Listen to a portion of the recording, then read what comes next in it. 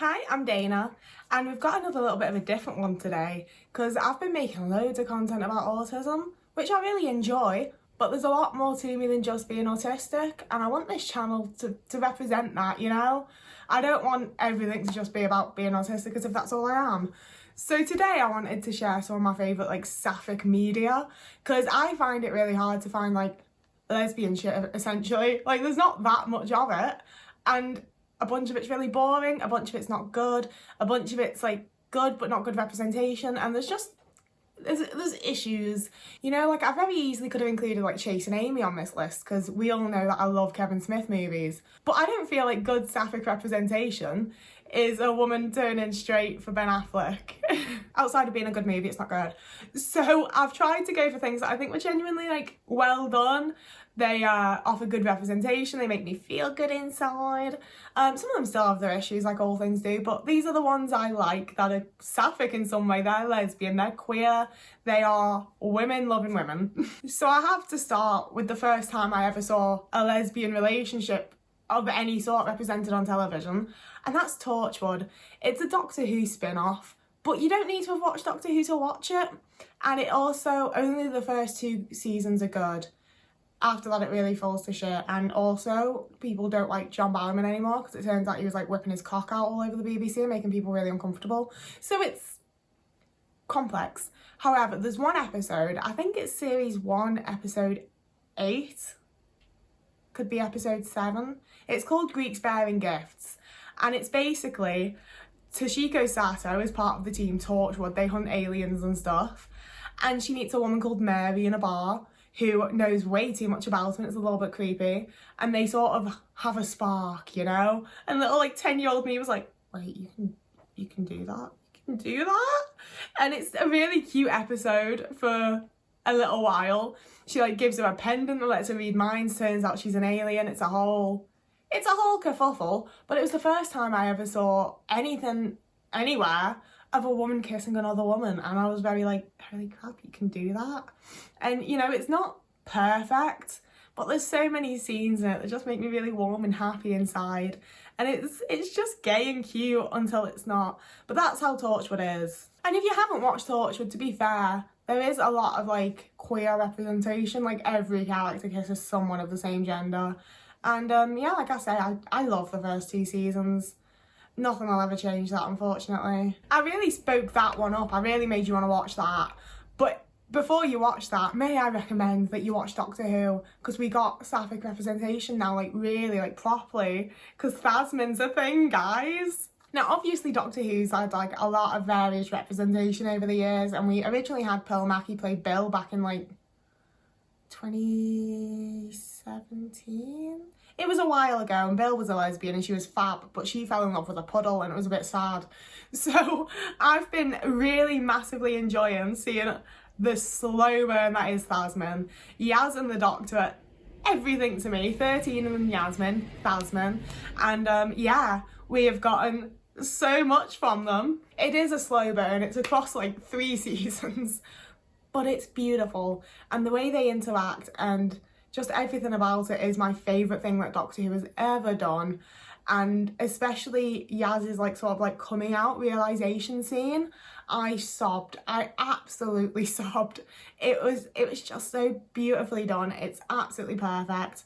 If you want a fun sci-fi lesbian slow burn, watch from season 11 of Doctor Who onwards, and then just keep watching it because you can't get out of it. It sucks you in. One that a lot of lesbians are more likely to be onto already, though, is D.E.B.S. We all watched D.E.B.S, right? But anyone that didn't, it's this rompy, dumbass fucking spy movie with these college girls. They're young girls that are spies for some reason, and they're going after this badass, hot as fuck fucking villain woman, and then one of the spies falls in love with her and they're gay, and it's adorable. I haven't watched this in many years, I won't lie to you. I think I was probably about 17 last time I watched it, and I'm 25 now. But I originally watched it when I was probably 12 or 13 in 15 parts on YouTube when videos couldn't be over 10 minutes long. You know, that was an early thing for me, and I didn't see it coming. I was in it for the spies, and then next thing, this girl's in love with another woman. I was like, nice. Moving on to when I was a little older though, I had my big like solid Peter Jackson phase, favourite director, loved him. And I got super, super into Heavenly Creatures, which is a very sad and really quite distressing movie, to be honest, about, like, based on the true story of two girls in New Zealand who are best friends, you know, that whole thing in the 50s. And when their parents essentially wanted to separate them due to concerns of lesbianism, they came up with a plan and murdered one of their mothers. And obviously it's horrible because it's based on a true story that happened and it's really horrid. However, Peter Jackson makes really beautiful movies, especially before The Hobbit. And Heavenly Creatures is no exception to that because he very much delves into like the private world that the girls had created together. And especially when I was younger, when I was around the same age as the girls in the movie are supposed to be, oh, I loved them.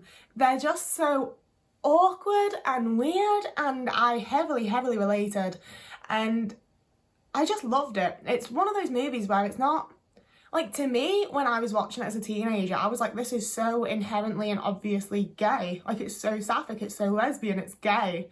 But there's many an argument about whether it is or not. And my whole thing is just like, they too close. That's not just friendship, they are... You know, I'm not saying they'd figured out they were lesbians, I'm not saying they were in a relationship, but they were not just friends. At least not in the movie. I obviously don't want to debate about real people. But in the movie, they're gay as fuck, and there's some parts that are real cute.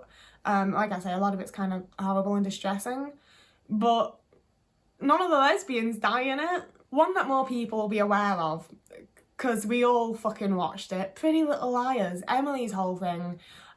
Pretty Little Liars, I'm currently realising that a lot of the TV shows I love, I don't think are particularly good. And Pretty Little Liars is one of those where I haven't watched it in a long time because I think a lot of it was really gross and just like, like the whole thing with Ezra and Arya, I don't remember a lot of it, to be honest. I remember Hannah getting fat shamed a lot when she wasn't even fat. That's weird. There's a lot not good about Pretty Little Liars, and that's without even getting into the plot. But I do think that Emily was handled really nicely, and a lot of the scenes that she had with various girlfriends and women that she was on dates with and having a connection with, you know, that was, for me, it was the first time at that point that I'd seen people my age, like younger girls, that were like really not ashamed. Like she, you know, she had like her whole little phase, but she came out and she was like going on coffee dates and stuff. You know, there was no hiding, there was no shame. It was very, Emily's a lesbian now, that's that. And it just made me feel a lot of comfort. And, you know, and this was when I still thought I was personally bisexual, but I still just thought, yeah, like, I feel better for having a character like Emily. And I also, like, so many of the ones I've already mentioned and, you know, so many that we've all watched, it's always the unpopular girl that turns out to be the lesbian. And it's nice that, like, Emily's kind of popular and cool and she's gay, because that happens too. It's nice. I liked it. Would I advise watching all Pretty Little Liars? If you've got, like, several weeks to waste time, yeah, why not? It's kind of fun. This next one I absolutely do recommend that you watch, though, Tipping the Velvet. It's a 3-part BBC drama from, like, 2002. And it killed me. It's set in like 1830 or something, like it's a period lesbian piece. You start out with Nan, who's this woman that's like living in a little seaside town, like picking clams or something, I don't know, it's something to do with something fishy. And she goes to the theatre to see a new play, and that's where we're introduced to Kitty Butler, who's doing like essentially like an 1830 drag performance. And at the end, she holds out a rose to Nan, and she's so beautiful and she's so clearly gay. And I mean, it helps that I'm fully in love with Keely Hawes, who plays Kitty Butler. And yeah, from there, there's a whole progression of things that happen. They end up in a relationship, they go to London together, they have a whole performance together, and then a bunch of horrible stuff happens because that's how lesbian shows go. But it ends nicely. It ends really nicely. So it's, you know, you get through some horrible stuff, but then it's got a nice ending. You know, it's one of those that just, the middle of it is horrible. The middle of it is absolutely horrible. The stuff that Nan goes through is like so grim. But the like nice lesbian romancy parts at the start and end, they make me smile so big because they're so natural feeling. They're so just, I don't know. I feel like when I've watched some things that aren't like lesbian focused, when it's like mostly straight people and then they've got to throw in some diversity. It does feel kind of forced in and awkward and a little like fumbly, I guess. But Tip and the Velvet, it just feels so like natural and perfect and beautiful and how it should be. And it's so nice to see like women in like the big dresses and the corsets and stuff loving each other. It's just, I love it. It's adorable. It's really cute and it's really well made. It's really well done. Going back to something you might have seen though is Sense8. And I can't not mention Sense8 because we've already mentioned Doctor Who, and I was in love with Martha as a kid. Like she was in Torchwood too for that matter. Freema Agyeman played Martha in Doctor Who, and she also plays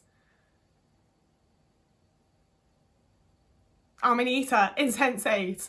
And I love her. I love her. She's so pretty. She's such a great actress. She seems so nice in interviews. She's really funny. She's like, oh, I love her. So I exclusively watched Sense8 for her, and it was entirely worth it. Because in Sense8, she's in a relationship with Nomi, a trans woman, and they're just so fucking cute. They're the cutest little Sapphic lesbian couple ever. Like, they're so in love, and they would do anything for each other. It's so nice. It's lovely. They're so cute. You know, and they are definitely not the only like queer or Sapphic or gay representation that we get in Sense8. The whole show is just like chock full of it, and I love it. I love that there's so much representation of so many different types of people, but none of it feels forced, none of it feels shoved in. It all feels really natural in the way it should be. It's such a great show.